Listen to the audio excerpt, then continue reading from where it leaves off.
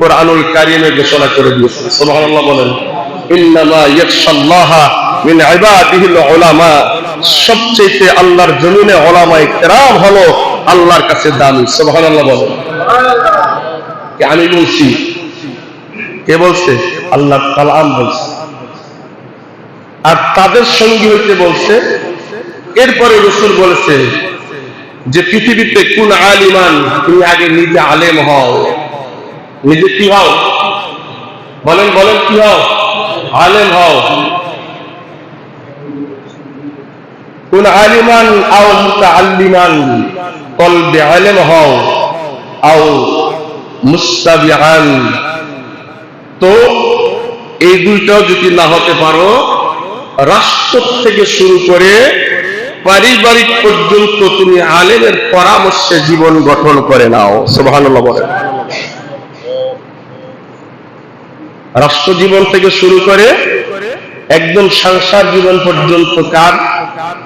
আলেমের পরামর্শ করে তারপর মেনে নাও। এরপরে চতুর্থ ভাবে বলছে আল্লাহ রাসূল, আও মুহিব্বান, তো কি করো? আলেমকে তুমি মহব্বত করো। লাহুম কুন ওয়ালা তাখামিসান, কিন্তু পঞ্চম ব্যক্তি হইও না। তাতে লাভ কি? খাসিরাত দুনিয়া ওয়াল আখিরা। দুনিয়াতে কেউ যদি একজন হাক্কানি উলামায়ে কেরামের পিছনে লাগছে, আল্লাহি তাল্লাহি বিল্লাহি, আল্লাহকে সাক্ষী রেখে এই হাদিসের দ্বারা আল্লাহ রাসূল বলেছেন যে তার দুনিয়াতে তিনটা ক্ষতি হবে। এক নম্বরে মৃত্যুর সময় ঈমান নিয়ে মরতে পারবে না। এখন এটা আমাদের মানা না মানার ব্যাপার।